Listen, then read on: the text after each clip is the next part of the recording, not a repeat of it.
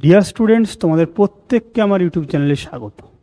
তোমরা অলরেডি দেখেছো বা জেনেছো যে তোমাদের জন্য আমি একটা নতুন সেগমেন্ট শুরু করেছি, টপ 200 ওয়ান ওয়ার্ড সাবস্টিটিউশন। সমস্ত কম্পিটিটিভ এক্সামের জন্য এটা গুরুত্বপূর্ণ। 200 ওয়ান ওয়ার্ডকে বেছে নিয়ে এসেছি এই কারণে যে আমরা প্রত্যেকটা পরীক্ষাতেই দেখেছি যে ওয়ান ওয়ার্ড সাবস্টিটিউশন থাকে। তাই তোমাদেরকে বলবো যে অলরেডি 3টে ক্লাস প্রোভাইড করা হয়েছে, আজকে 4 নাম্বার ক্লাস, যেখানে 76 থেকে 100 ডিসকাস করব। মোট 8টা ক্লাসে এটা আলোচনা হবে। তো চলো আজকে ক্লাস শুরু করার পূর্বে একটা ইনফরমেশন তোমাদেরকে দিয়ে রাখি।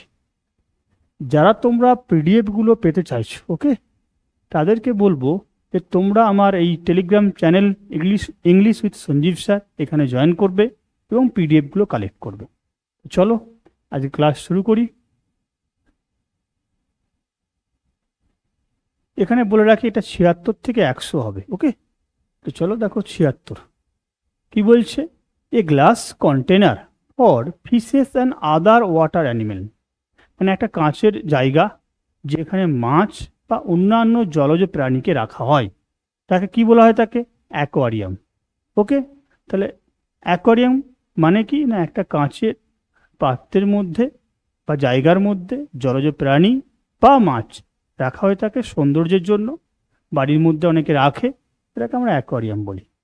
এ place where pigs are kept, এটা যেখানে শূকরকে রাখা হয়ে থাকে। স্টাই, STY, শূকরের ঘর। তাহলে শূকরকে রাখার জন্য কি ওর ঘর, তাকে স্টাই বলছি। নিচে দেখো আছে এ place where dogs are kept, এখানে বিভিন্ন প্রাণীদের থাকার জায়গাগুলোকে নিয়ে আলোচনা করছি। কয়েকটা পরপর আছে দেখো।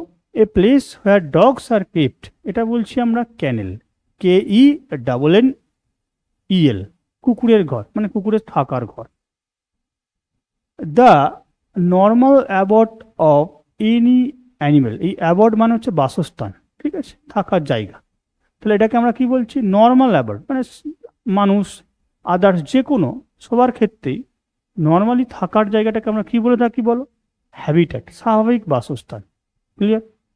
এ place where horses are kept, যেখানে ঘোড়াদেরকে রাখা হয়, মানে ঘোড়ারা যেখানে থাকে, ঘোড়াদের রাখার জায়গা, থাকার জায়গা, একে স্টেবল বলা হয়, তাকে STABLE, আস্তাবল, okay. A place where cows are kept, তাহলে গরু যেখানে রাখা হয় থাকে তাকে কি বলা হবে? না পেন, খোয়ার, PEN। A place where cows are kept, সেটাকে আমরা বলছি পেন বা খোয়ার। A place where medicine are compounded, মানেটা কি? একটা জায়গা যেখানে মেডিসিন তৈরি করা হয়ে থাকে, প্রিপেয়ার্ড করা হয় এবং প্রোভাইড করা হয়ে থাকে।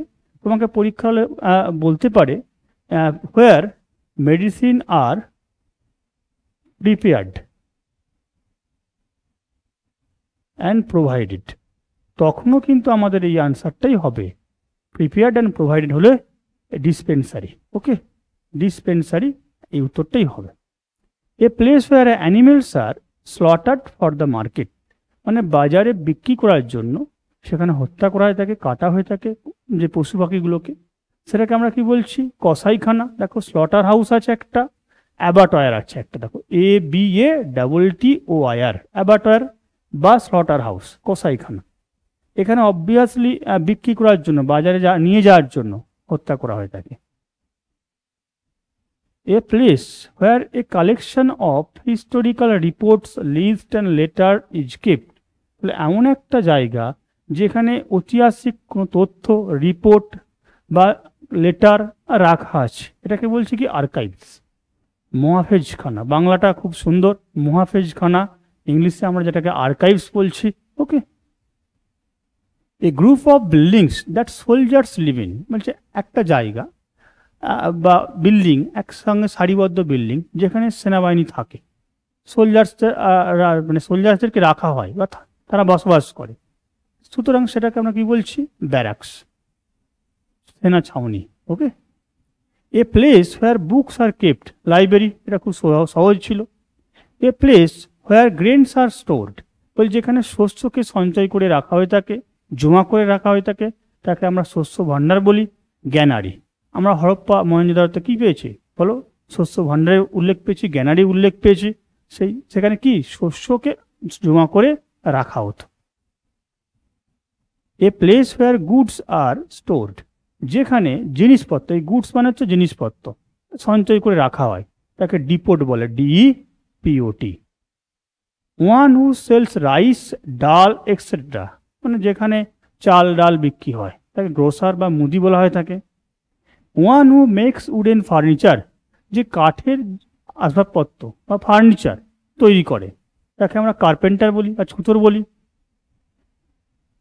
One who suits with bows and arose, মানে যে তীর বা ধনুক ছোঁড়ে তাকে আমরা কি বলি? আর্চার, তীরন্দাজ। One who breaks into a house to steal, এটা পরীক্ষা অনেকবার দিয়েছে, তোমরা একটু ফোকাস রাখবে। যে জোর করে বাড়ির মধ্যে প্রবেশ করে এবং জিনিসপত্র চুরি করার চেষ্টা করে তাকে আমরা কি বলি? বাগলার বা সিধেল চোর। ওকে। ওয়ান হু এন্টারটেনস এ গেস্ট, যে একজন ব্যক্তি যে অতিথি যারা আসছে বা গেস্ট যারা আসছে তাদেরকে সেবা করে, সেটাকে আমরা কি বলি?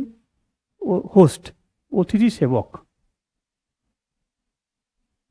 One which versed in the science of earth, মানে একজন ব্যক্তি যে এক্সপার্ট বিজ্ঞান, কিসের বিজ্ঞান নিয়ে? না পৃথিবী, এই ভূভাগের বিজ্ঞানসম্মত স্টাডি করে তাকে আমরা কি বলি? জিওলজিস্ট, ভূতত্ত্ববিদ। Person who builds houses with bricks, যে বাড়ি তৈরি করে ইট দিয়ে তাকে আমরা কি বলি? রাজমিস্ত্রি, ম্যাসন।